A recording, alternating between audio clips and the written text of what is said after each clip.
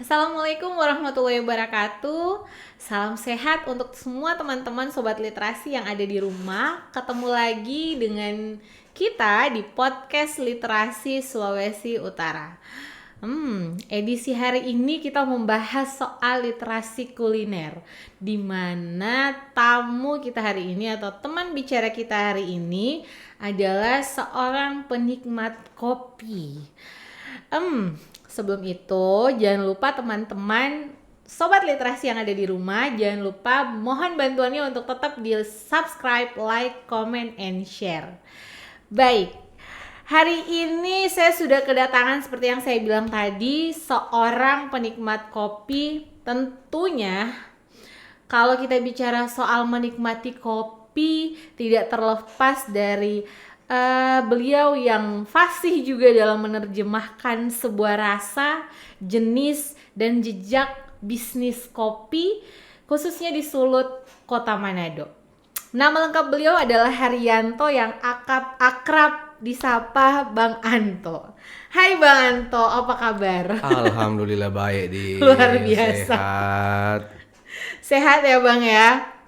Bang, kesibukannya akhir-akhir ini apa saja sih Bang? Masih lah di dunia kopi itu. Tetap masih di dunia kopi ya Bang? Masih kemarin saya tuh masih apalah ya nih pesanan orang kan. Tapi bukan dalam bentuk kopi yang siap seduh, tapi yang seperti kopi ini biji gitu ya Pak. Jadi ya harus turun lagi roasting. Pesannya kemarin tuh lumayan sekitar 2 kiloan. Alhamdulillah, Masya Allah. Masih seputar kopi lah. Masih seputar kopi ya? Kopi, baca buku dan lain-lain, kira-kira begitu. Oke.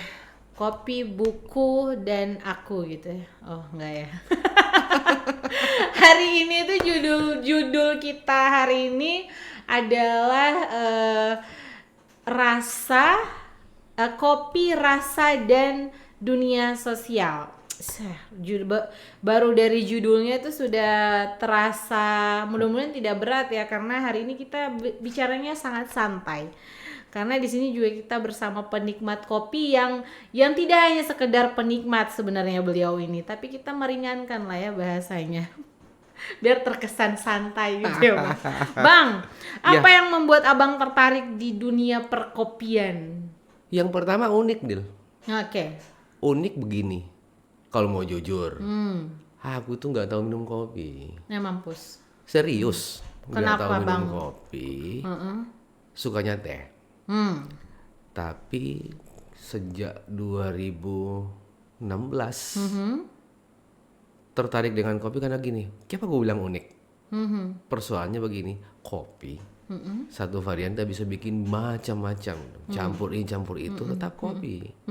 Jadi uniknya di situ. Campur susu, campur ini, dibalik kopi duluan, susu dulu kedua, baru tuh susu duluan, kopi belakangan. Itu beda. Jadi uniknya di situ loh. Nah, itu yang pertama. Yang kedua, kopi itu perangkat pertemanan, titik. Nggak apa-apa, coba lihat. Ngopi yuk. Padahal di situ minum teh, minum air mineral, tapi bahasanya ngopi yuk. Iya benar. Tapi belum tentu dia minum kopi. Masuk benar Bang. Iya. Ya tertariknya di situ. Tertarik dengan dunia perkopian karena sebenarnya kopi kalau kata Abang tadi mempererat atau Pertemanan. Mempererat pertemanan. Karena dari kopi mungkin bisa menjadi satu satu daya tarik tersendiri. Kalau bilang ngeteh yuk kayaknya kok kurang seru gitu, ngopi yuk gitu. Karena dengan adanya berjamurnya bisnis kopi ya, saat ini ya Bang ya. Oke Bang, kalau kita bicara soal kopi artinya tidak terlepas dari sebuah kegemaran orang tentang tahu jenis-jenis kopi, kemudian juga tentang cara orang minum kopi. Kalau yang Abang temui dari experience dari mulai masa sebelum pandemi sampai pandemi sampai mudah-mudahan after pandemi ya Bang, mudah-mudahan kita berdoa lah mudah-mudahan pandemi ini sudah tidak ada. Apa yang Abang lihat? Gini, kalau di Indonesia itu terkenal kan dua ya.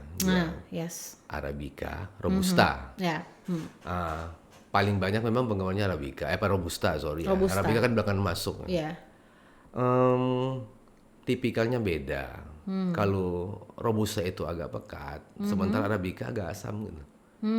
Itu kan situ. Tapi dua-dua punya penikmat tersendiri. Yes. Bahkan penikmat fanatik, jangan salah. Iya. Kalau dia udah bisa minum Arabica, nggak mau dia minum Robusta. Nggak mau dia. Karena udah kebiasaan kan. Nah, itu. Kalau tipikal orang minum kopi, banyak Dil. Kalau khususnya di Sulut yang abang lihat, orang lebih cenderung suka jenis kopi apa sih? Di kota Manado deh gitu. Robusta paling banyak. Paling Iya, banyak paling orang paling banyak ya. Itu dari jenis kopi ya. Iya. Tapi kalau tipe model seduhan cuman 2. Kalau bukan kopi hitam, kopi susu titik. Kalau bukan kopi hitam, kopi latte. Kopi susu. Kopi Hanya latte dua itu kan kopi salah bikin. Kopi latte itu adalah Kopi salah bikin. ya ampun, kopi salah bikin. Ini ya, ini kopi yang salah bikin ya, mohon maaf nih. Bang, berarti kalau di Sulut itu yang paling banyak, atau di Kota Manado lah khususnya ya, itu yang paling banyak senang itu dengan kopi Robusta. Robusta, ya. Dengan jenis, tadi kan jenisnya itu, jenis ya Bang ya? Arabica dan Robusta. Kalau misalnya yang itu dia misalnya berasalnya dari Sumatera atau kopi apa? Itu kan origin. Nah itu kalau di Sulawesi Utara orang paling senang apa? Banyak sih kalau di sini. Paling dominan deh Bang kalau yang abang amati. Aduh, kopi Aceh. Gayo. Paling banyak Gayo. Oke. Gayo. Toraja paling terkenal di sini. Toraja. Oke. Tapi ada satu yang di ini ya, satu jenis varian Robusta. Itu yang sebenarnya enak, bagus. Itu dari Sulawesi sendiri. Pulau Sulawesi tepatnya di Gorontalo, itu Pinogu. Oke. Pinogu itu luar biasa karena dia organik, betul-betul nggak tersentuh dengan pupuk. Oke. Cuman dia terbatas. Produksinya terbatas.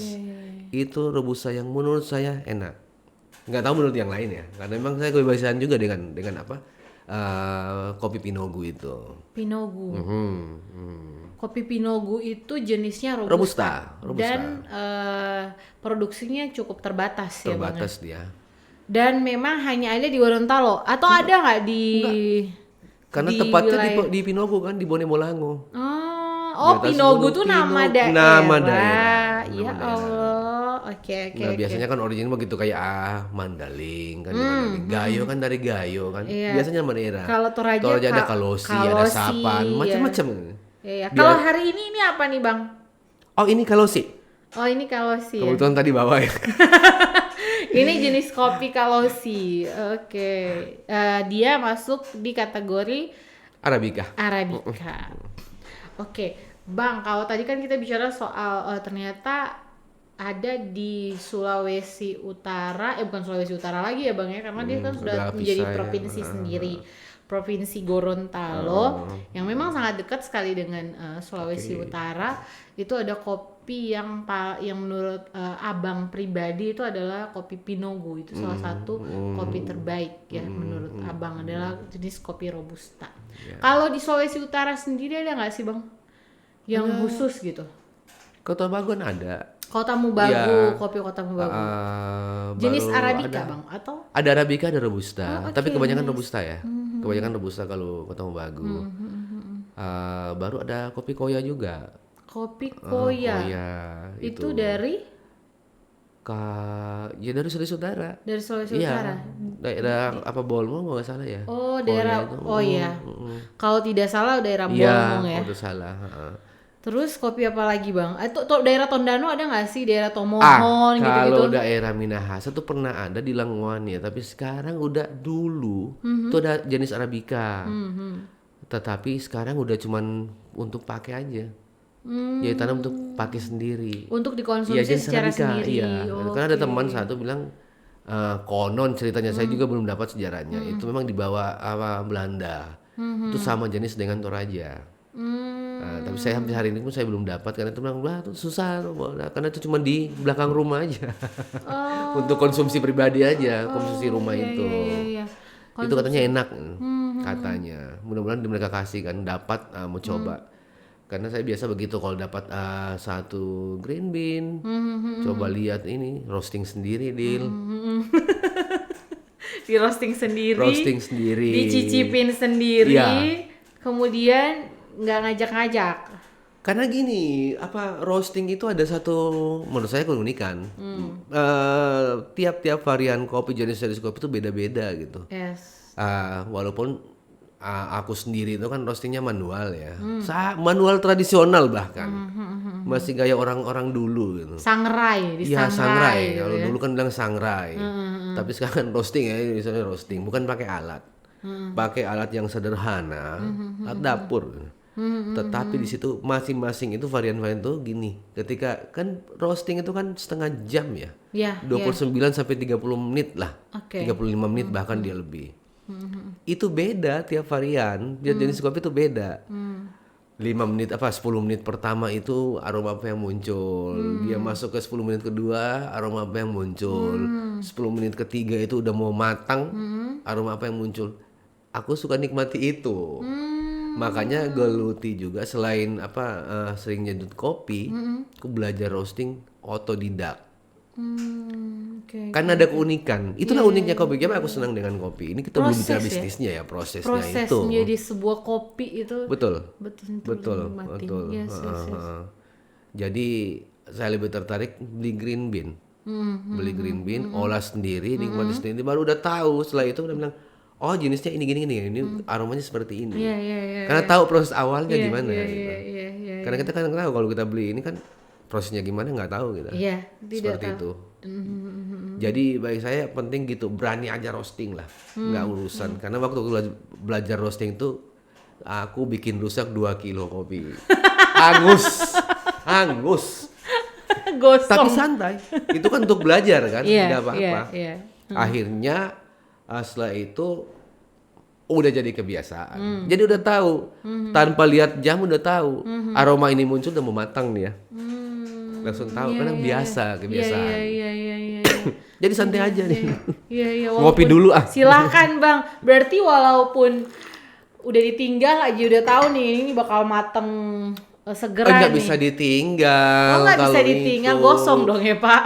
Kalau kita pakai mesin yang modern ya bisa ditinggal. Ini karena mesin muter sendiri. Ini tangan Del yang muter ini. Wow. Ya Allah. Aku mampunya cuma 1 kali roasting itu cuma 3 kilo mampunya.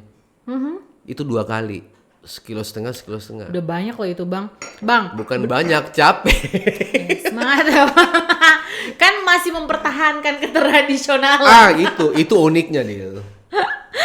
Nah Bang, kalau misalnya tadi kan bicara soal roasting, roasting kopi. Iya. Nah, ada nggak bedanya kalau Abang roasting kopi Arabica beda. dan kopi Robusta? Beda. Arabica cepat matang. Oh oke. Itu satu. Yes. Durasi waktunya lebih cepat Lebih dibandingkan cepat. Robusta. Robusta agak keras. Aromanya pun tuh berbeda. Kalau biasanya kalau Arabica itu dia mulai muncul muncul aroma vanila, baru terakhir coklat. Kalau Arabica. Arabica itu. Tetapi kalau Robusta kebiasaan misalnya Pinot Robusta itu dia muncul aroma gula merah dulu. Oke. Terakhir dia muncul coklat. Beda. Dan masing-masing jenis kopi di berbagai daerah pun sama, beda-beda begitu. Tergantung kita. Jadi merosting itu selain kita olah feeling. Yes, betul. Feelingnya bagaimana? Panca indera mesti Taste-nya berfungsi gimana? dengan Hidung pun mesti bermain. Iya. Karena kita mau hirup. Oh, ini muncul ini nih. Awalnya begitu lihat muncul ini berapa menit nih? Oh, sekian menit. Akhirnya udah kebiasaan nanti. Oh, udah mau matang gitu. Iya, berarti orang yang kemudian juga yang bagian merosting itu juga sebenarnya harus memiliki banyak experience ya Bang tentang sebuah rasa. Betul. Benar nggak? Betul. Karena kan dia akan tahu soal bahwa kopi ini sebenarnya dia muncul awalnya tuh rasa apa? Apakah buah-buah? Ya. Apakah rempah-rempah? Ya. Ya kan Iya. Bang, kalau saya buah-buah apa nih yang Iya. dominannya nggak sih? ah, ah. Kan tadi kalau Abang sempat sampaikan ke Dila, jenis kopi juga beda kok Dil yang akan muncul gitu. Kalau Arabica tergantung Arabica mana nih. Iya, Ya kan? bener. Pasti beda nggak sih Bang? Beda. Kalau pengalaman Abang, misalnya Arabica dari daerah misalnya apa yang Arabica Aceh misalnya ya, sama Arabica yang dari Kota Mubagu misalnya. Beda. Muncul pertama Bang, yang kalau dari Kota Mubagu deh yang di daerah kita. Kalau dari sini ya Kota Mobagu, karena saya pernah sekali dapat Arabica yang dari Kota Mobagu itu. Kalau kita sangrai atau roasting tradisional, itu yang muncul pertama itu di aroma coklat. Oke. Ya, Iya. muncul. Ini kencang juga coklatnya itu. Ujung-ujungnya itu aku juga bingung, apa dia lari ke vanilla, dia lari ke apa juga bingung kan. Apa itu uniknya? Jadi kan lagi nebak-nebak ini aroma apa sih yang muncul nih. Tapi lihat begini dia fisik kopinya itu udah mau matang gitu. Nah, kalau model begitu kita bingung, ya sudah diseduh. Baru ketahuan. Oh, dia mengarah ke sini. Iya. Nah, apalagi Seru kopi. ya? Iya, apalagi kopi habis roasting, selesai di roasting itu kan sebenarnya aromanya belum muncul. Besoknya baru muncul. Oke. Makanya kan kalau modern dia dari mesin roasting langsung ada tempat khusus yang dia pendinginan. Kalau kita kan enggak, tradisional betul. Angin-angin aja. Iya, di angin-anginin ya. Nggak bisa mau direkayasa, dia mesti dingin sendiri. Kalau dikerasa rusak. Iya. Ya kalau dipakein Segala kipas macam, juga, itu malah supaya akan mempercepat. mengubah ya. Mengubah cita rasa ya Bang ya. Akan berubah karena kopi itu sangat Sensitif ya. sensitif. Oke, perasaan perempuan dong ya. Kayaknya. Kayaknya. Bang, ini menarik Kak Dila memang juga senang dengan kopi, makanya berarti memang orang yang bergelut di dunia kopi itu sebenarnya orang-orang, kalau hemat Dila sih orang-orang yang punya banyak experience dalam hidup dia ya soal rasa ya. Karena kalau tidak kan akan susah menebak-nebak ini sebenarnya rasa apa ya, rasa yang tertinggal atau apa gitu kan, bingung Bang. Kalau main ke kopi satu harus berani eksperimen. Ya, berani eksperimen. Intinya di situ. Yes. Deal, lo tahu nggak? Yes. Aku itu waktu belajar bikin kopi susu, Latte. berbagai macam jenis susu tuh kalau lajang ini. Creamer apa susu? Susu creamer semua Oke. dipakai. Ambil beli, ini nggak cocok. Ini nggak.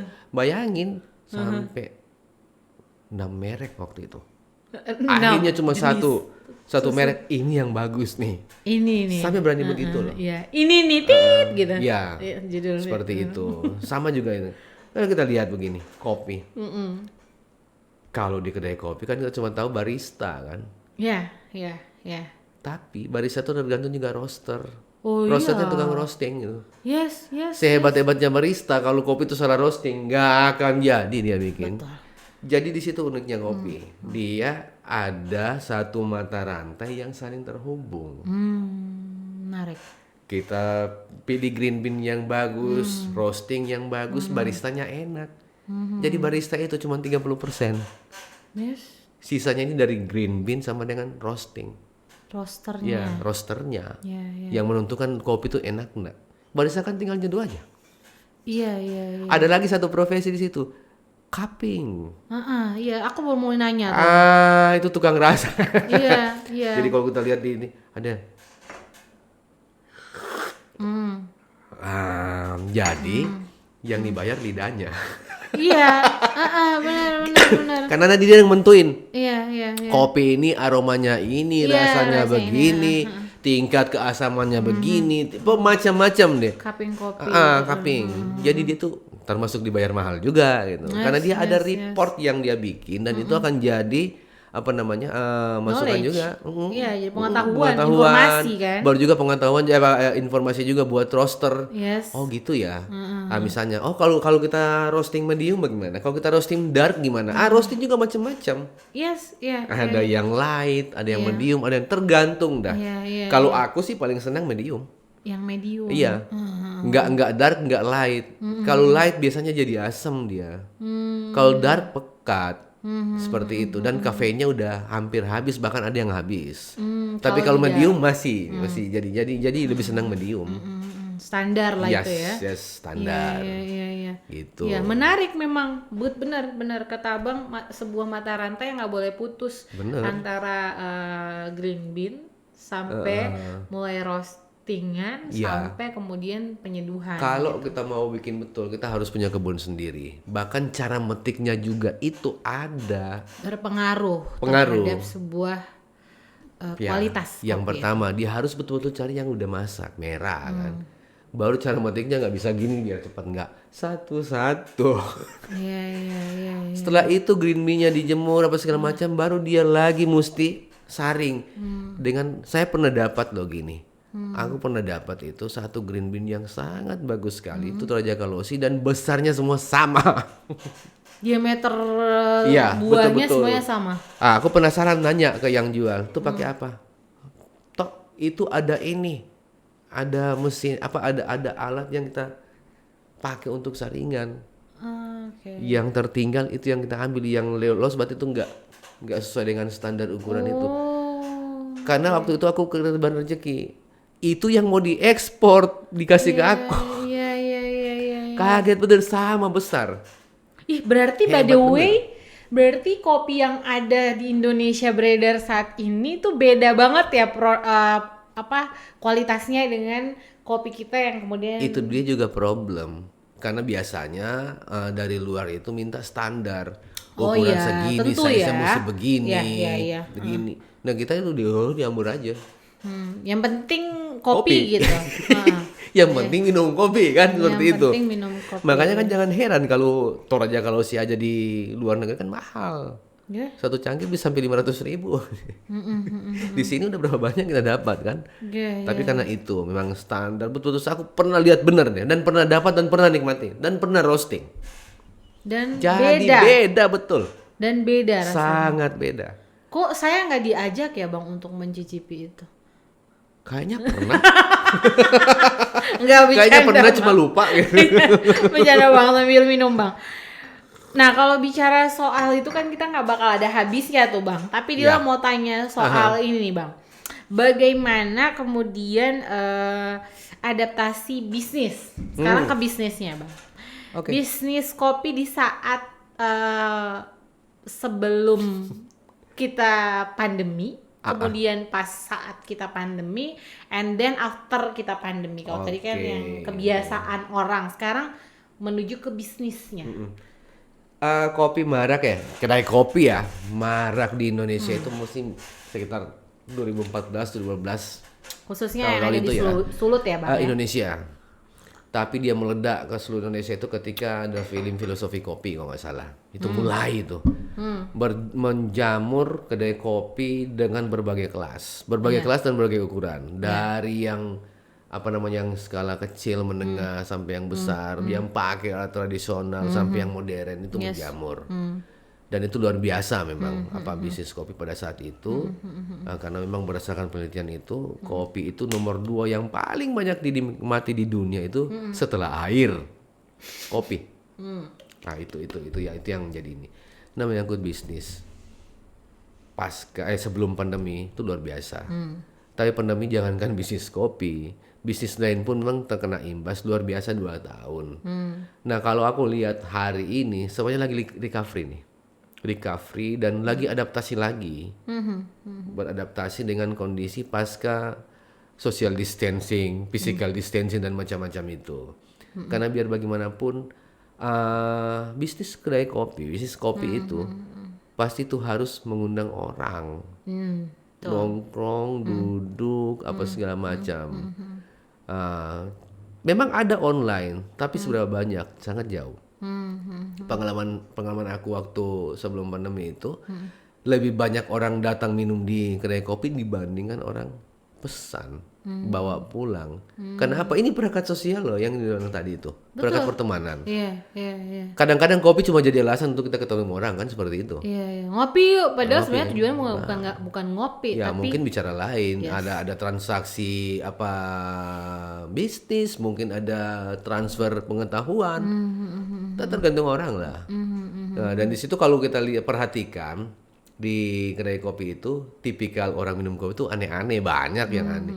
Ada yang nggak mau banyak orang, dia cuma sendiri di sudut. Ada nikmati sendiri bener. Ada yang pindah-pindah tempat.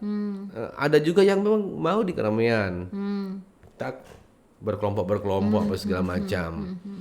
Ada juga banyak ngomong jadi bandingkan ngopinya kan gitu. Iya. Ngomong 1 jam kopinya belum banyak yang dia nikmati gitu. Jadi kira-kira begitu. Soal bisnisnya yang abang lihat Masih prospektif. sangat prospektif gitu ya. Masih. Ke depan masih prospektif. After Yes, pandemi ini. After pandemi masih prospektif. Dan itu masih menjanjikan. Tetapi dengan satu catatan. Kalau kita mau buka kedai kopi, kita harus ukur. Yang pertama direncanai itu berapa besar volume yang kita mau. Jadi skalanya kecil, menengah atau besar, sedang dan segala macam. Tentu kita harus sesuaikan dengan budget yang kita punya. Gitu.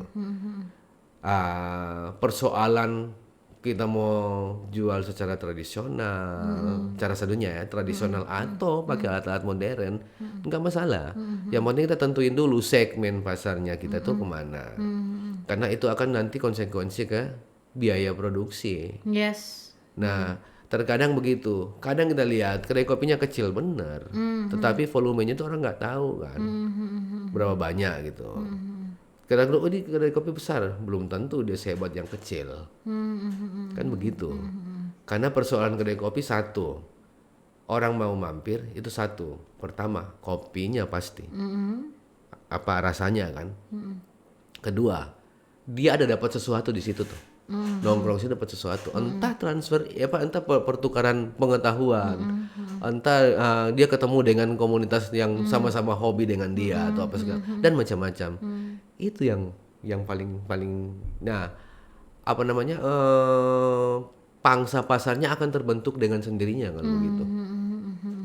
Kayak kemarin ya di Lotus Nyata kan kebangun saat itu dari segi bisnis itu bukan bisnis, biasa-biasa aja, tapi yang kita bangun ekosistem. Karena waktu itu ide awal saat muncul itu karena aku sendiri melihat orang-orang yang hobi diskusi, hobi baca buku tuh hampir hilang, nggak ada tempat, Tidak ada nggak ada wadahnya. lagi, tidak ada wadah. Aku bikin aja dan ternyata berhasil. Berhasil itu membuat banyak yang jebolan-jebolan saat istilah kita waktu itu tuh banyak berkiprah di luar gitu.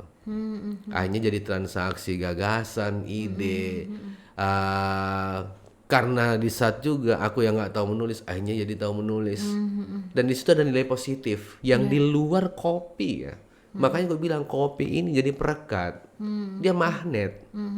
Kalau kita sadari, magnetnya juga bisa positif, bisa negatif, tergantung kita, tergantung kita. Seperti itu dia. Kalau bisnis kopi berarti menurut abang sebenarnya lokasi atau tempat atau apa yang mempengaruhi sebenarnya perkembangan bisnis kopi itu bisa maju dan bertahan? Lokasi pasti ya, lokasi strategis itu pasti. Di mana-mana bukan cuma bisnis kopi, bisa apapun. Tetapi yang paling terpenting adalah satu, selain rasa kopinya itu, pola manajemen kita. Oke.